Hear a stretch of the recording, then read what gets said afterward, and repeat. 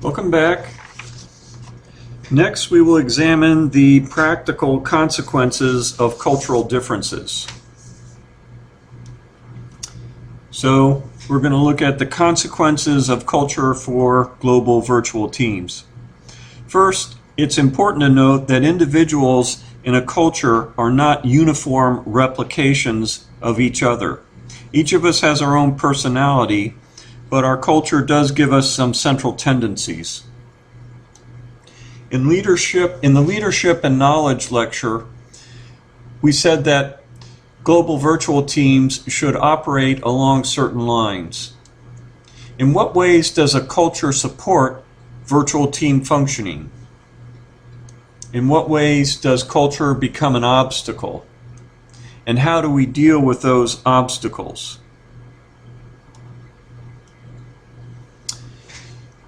So there's an important impact on the leadership of a global virtual team from culture.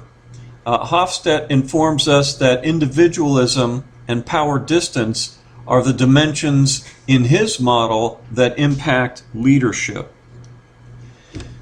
Many American leadership theories assume self-interest motivates all team members. And of course, a theory that is an example of that is transactional leadership theory. In contrast, leadership is a group phenomenon for members of a collectivist culture.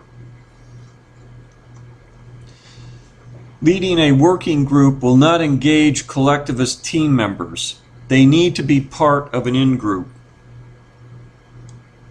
The team leader must turn a working group into a in-group by extending loyalty in the form of offering protection and security, just as their regular in-groups do.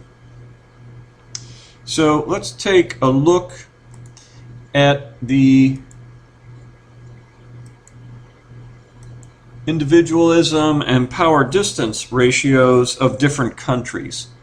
So here we see a comparison of major countries and see the unusually high individualism in the United Kingdom, Australia, and the United States, and the high collectivism in Taiwan, Singapore, and Korea.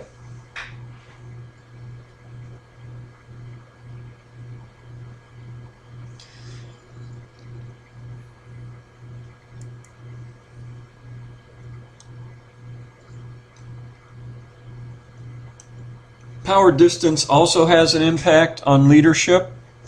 America has an average power distance measure, and participative leadership in America has subordinates participate in decisions, but the leader makes the decisions. In countries with higher power distance measures, subordinates do not want to participate in management decisions. They expect autocratic managers. These type of subordinates will make it difficult for a team leader to not be autocratic. In countries with lower power distance measures, subordinates do not wait to be empowered. They take initiative on their own. So if we go back, and here we look at power distance, we can see that the Philippines has a very high power distance ratio, whereas Israel and Austria have very low power distance ratios. So we might expect that individuals from Israel and Austria would be independent and take individual actions without waiting for management approval. On the other hand, someone from the Philippines will be just the opposite. They will expect an autocratic manager, and managers from the Philippines might not appreciate people who take action without their approval first. So what might happen if if someone from a low PDI culture, say from Israel, or even an average PDI culture like the United States, took independent action on a team headed by a individual from a high PDI culture, like Venezuela, the Philippines, or Yugoslavia. Might be potential for misunderstanding or for conflict. So cultural sensitivity is important when you're putting together a team, and educating the team on these cultural differences will go a long way for them understanding what's going on and being able to better resolve things that are irritants and keep them from becoming conflicts.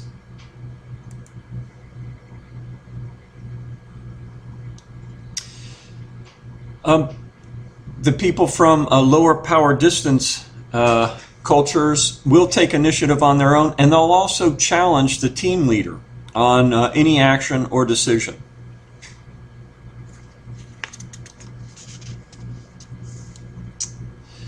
So another area where culture has an impact is on how we organize our teams.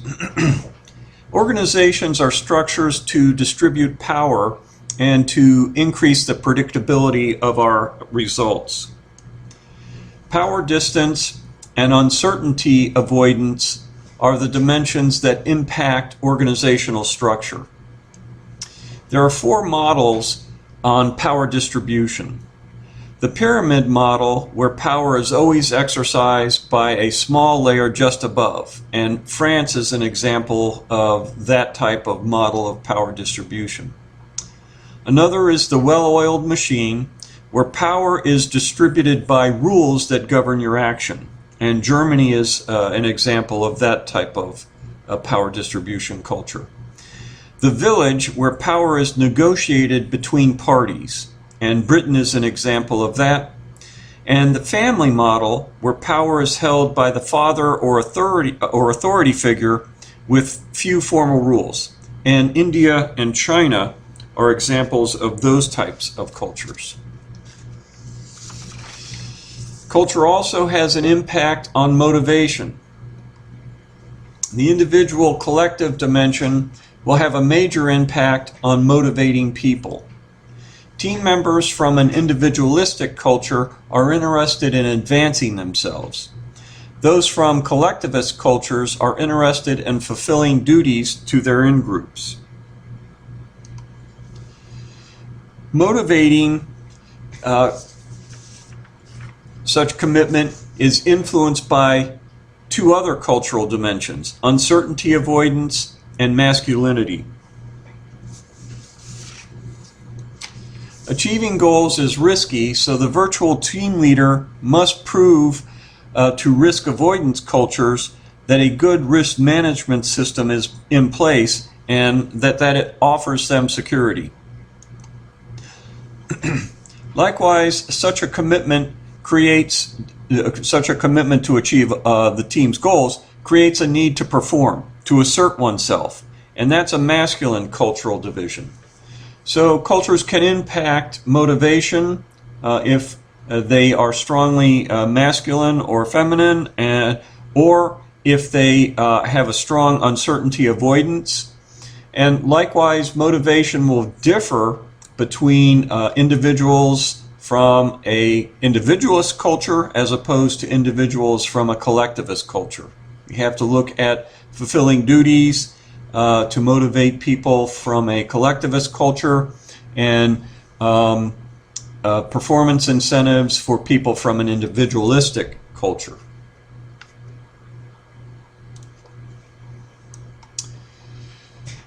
Trust is also different across cultural types and nationalities.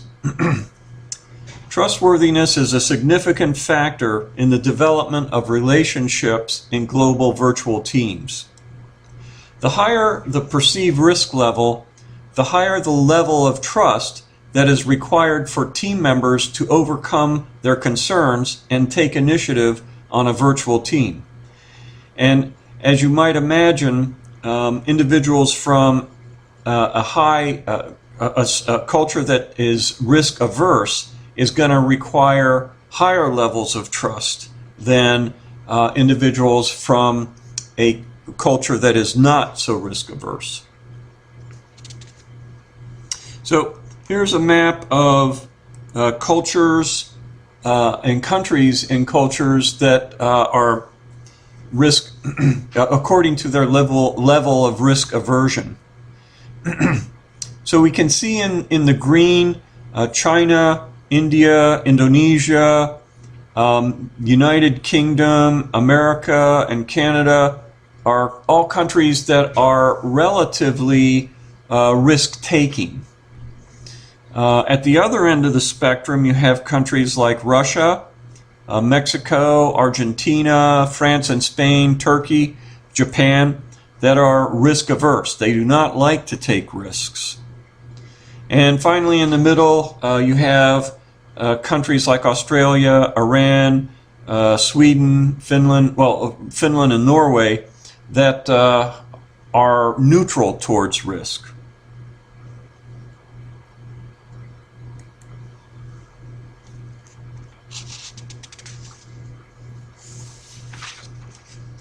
Staff from two different countries have a cultural distinctiveness that causes them to interpret and perceive the level of risks concerning global virtual teams differently. In a high context culture, team members prefer to establish social relationships first, before conducting business transactions, which will lead to personal and long-term relationships in the future. So remember, if increased risk requires more trust, and someone's from a risk-averse culture, and they're also from a high-context culture, then the risk of the operations of the virtual team have to be addressed by the team leader. They have to establish trust in a high-context culture. You first have to establish social relationships. So that's where a team meeting, a kickoff meeting, or an initialization meeting that's face-to-face, and you structure a series of social events where people can get to know each other, is important when you're bringing together a diverse group of people, especially people from high context cultures who are also risk averse. If a team member from a high context culture does not get the opportunity to establish some kind of social relationship before working on the team, then they are likely to perceive higher levels of risk and be hesitant to fully engage.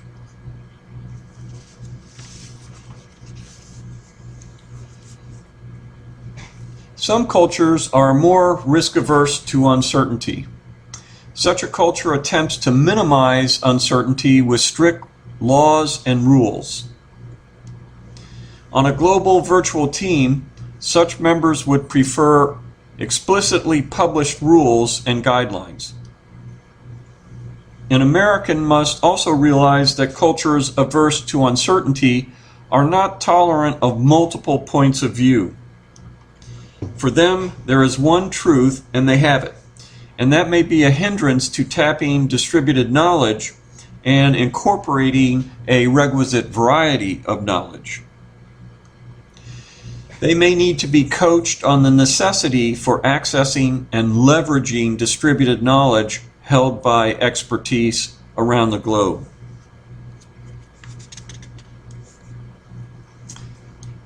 In summary, leading, organizing, and motivating are heavily influenced by what individuals have learned from their culture. The individualist and power dimensions influence leadership of global virtual teams. The power and uncertainty dimensions influence organizing, and of course organization is a means to distribute power. And that's very necessary on global virtual teams. The individualist, uncertainty, and masculine dimensions affect the motivating of global virtual teams to perform. Okay, let's look at some of the cultural principles in practice. Hofstede gives an example of a country that was very successful in adopting certain American management techniques that proved to be helpful and avoiding American management techniques that were contrary to their culture.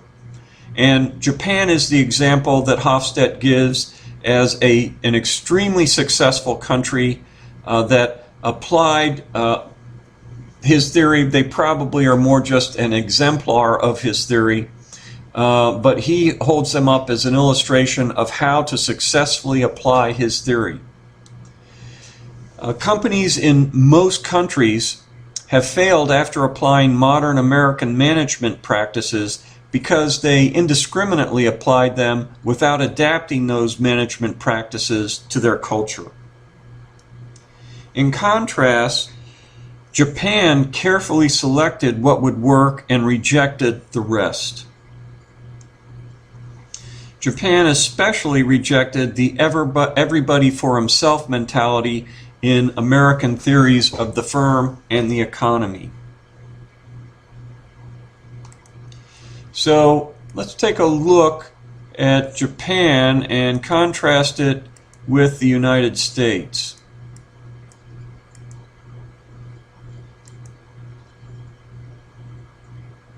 So we'll come down here, there's Japan.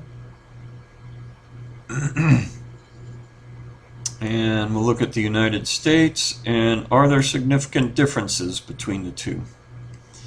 Well, there are some significant differences. Individualism, United States is very different. This is where we develop that everybody for themselves attitude.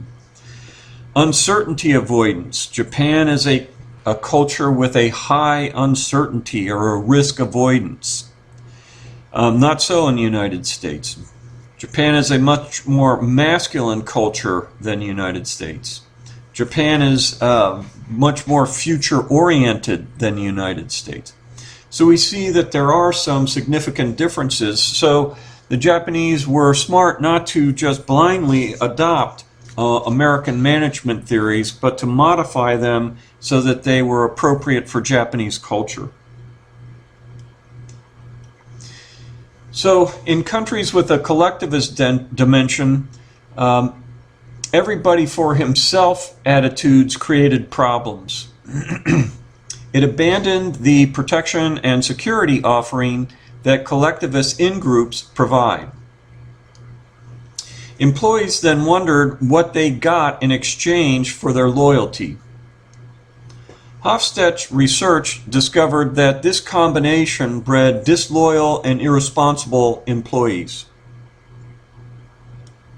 Japan, almost singularly until China, kept the collectivist protection and security while it adapted other aspects of American management, and it was singularly successful.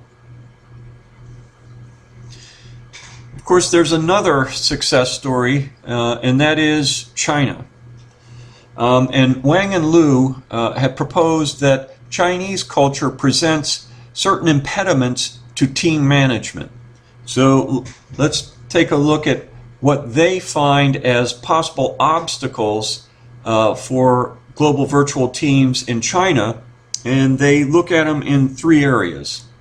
The first is the Confucian doctrine of the mean, which stresses avoidance of conflict by suppressing disagreement, and that's by avoiding open communications. So they're not open in their communications. They have guarded communications. They don't want to offend, and so they suppress disagreements. Chinese culture demands hierarchical organizational forms with high power orientation, so that people become boss-oriented rather than task-oriented. They want to do things to please their boss rather than do things to get the job done. The need for long-term relationships before participating in groups. In the Chinese culture, Confucian's doctrine of the mean emphasizes that harmony is most precious in relationships among people and between people and their environment. Guided by the doctrine of the mean, the Chinese push their different opinions below the surface to avoid confrontational and direct disagreement. and this is so they save face. Also, under the guidance of the doctrine of the mean, Chinese have a tendency of strong uncertainty avoidance, and they prefer to keep the status quo.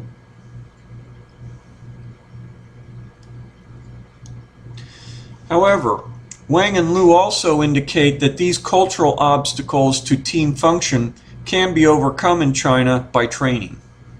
And of course, their lessons can be applied worldwide as well. They find that for project teams, the more project management training in an organization, such as a global virtual team, the more it can support team management. This is not just learning the tools and techniques, but also the values and beliefs of project management. Open communication is important that surfaces disagreements because it leads to better results in the long run. Relationships with cross-functional and cross-cultural team members are inevitable, so you have to educate yourself on how to do that. There's a need for horizontal management and a networked rather than a hierarchical organizational structure.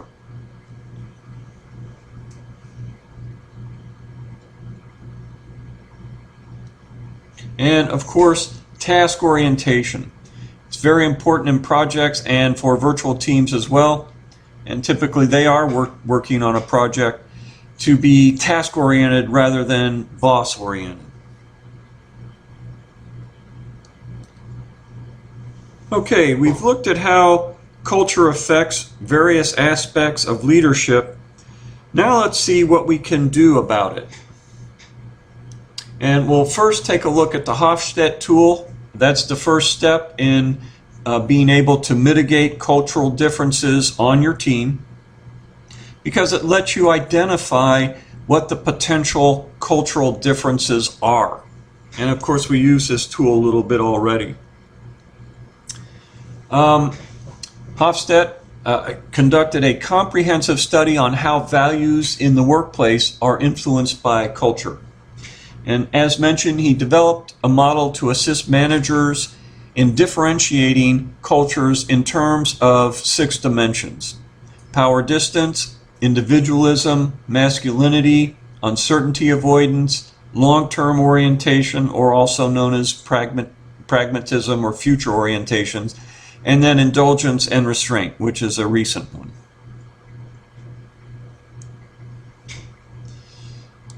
The Hofstede dimensions can be used to correlate the cultural and religious paradigms between countries with behaviors that impact virtual team functions.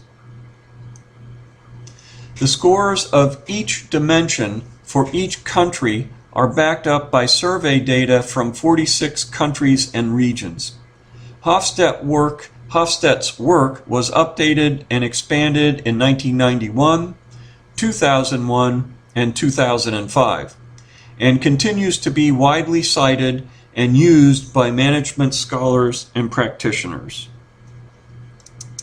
Today, scores are listed for 74 countries and regions, partly based on replications and extensions of Hofstede's study on different international populations.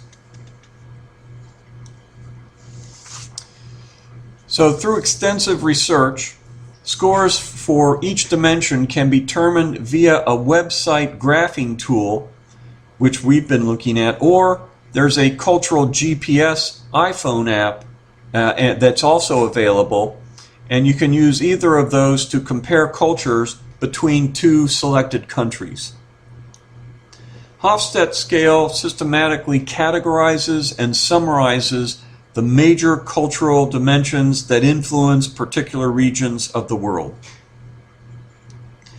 The graphs produced by the tool show where there are significant differences between the scores in the 5 dimensions, and they can indicate some very different cultural characteristics. And of course, we have used this tool a few times in this lecture. A team should apply the Hofstede model and determine the potential cultural differences that need to be addressed.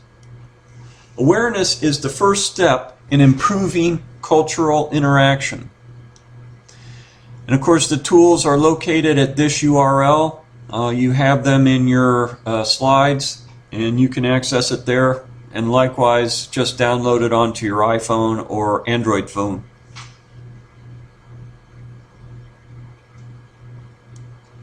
Okay, so once we've identified the differences, what kind of things can we do to mitigate the impact of cultural differences? An inability to integrate multiple cultures is the primary cause for global virtual team failures. National culture affects international project members through embedded national behaviors. Language, values, and nonverbal communications are all cultural facets that can impact attitudes and conduct. Cultural behavior will impact global teams.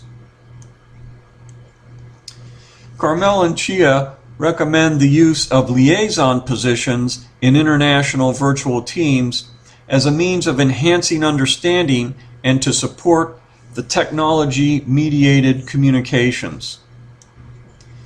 Likewise, Mintzberg recommends liaison positions to coordinate the work of individual units to expedite knowledge transfer.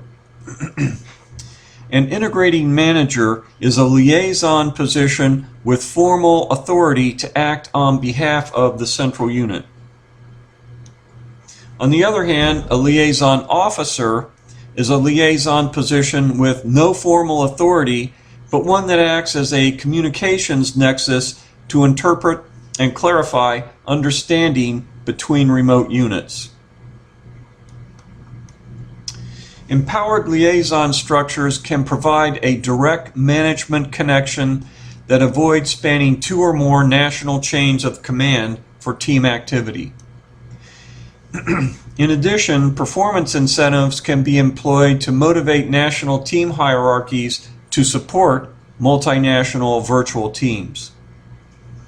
Incentives in a balanced scorecard framework combine financial and non-financial measures to guide the organization according to selected strategies. These strategies can include support for leading global virtual teams. Misunderstandings based on the nuances of language are often the result of ill-structured communications, and that can lead to confusion. To improve collaboration in international virtual teams, documentation should be carefully considered. In addition, task-related communications should be in document repositories that have a standardized structure rather than as emails, so they can be more easily found by the team. Furthermore, terminology should be precisely defined up front so that a common understanding is associated with important project-related words. Finally, these actions can be taken in a face-to-face kickoff or synchronization meeting. So, two of the things that we can do to mitigate cross-cultural misunderstandings are establish liaison positions with members of different cultural groups. If you've got a worldwide team, you can have a liaison, say, from China over on your American team, in your American location, and vice versa, perhaps an American over in the Chinese team location, and they become kind of filters and translators to work on avoiding cultural misunderstandings. Likewise, to avoid misunderstandings based on the nuances of language, define your terminology up front and have carefully considered communications. Think about what you're writing in terms of how someone from that other culture or cultures might interpret it. Okay, richer communication media improve cultural communications. Richness is the medium's ability to transmit multiple information cues, enable personal focus, and enhance feedback. So email is not a very rich medium. It's only the written word, whereas something like a web conference is much richer because you have video, you have voice, and you have a document in a logical organization that is all presenting information to the individual. And of course, the richest medium where you have the most different types of communication or information cues is face-to-face. Richer communication medium reduces misunderstanding and confusion in global activities. Using rich communications media is effective for improving collaboration and the management of distributed knowledge. The richest communication medium is face-to-face, but it is also the most restrictive because all parties must be present at the same time and at the same place. Email, discussion board, teleconference are not as rich, but they're less restrictive because you can post something, and when the other team members across the world come to work, they can pick it up and work with it.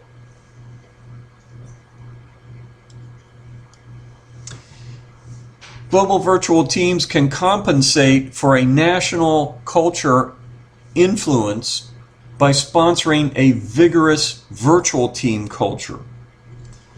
So we talked about the need for that liaison officers can help, carefully considered communications can help, richer communications media can help, and of course the other thing is training on project management. That is a culture in itself, as found out by Wang and Liu, and it did help Chinese teams overcome some of the obstacles Chinese culture presented to their participation in global virtual teams. By emphasizing project management activities and values, a global virtual team can moderate the influence of national culture. Research has revealed that a dedicated project management training program improves international project performance by introducing and reinforcing project management attitudes and beliefs. And we mentioned those a little while ago. Carmel and Chia also recommend staff rotations as another step for integrating resources from different cultures.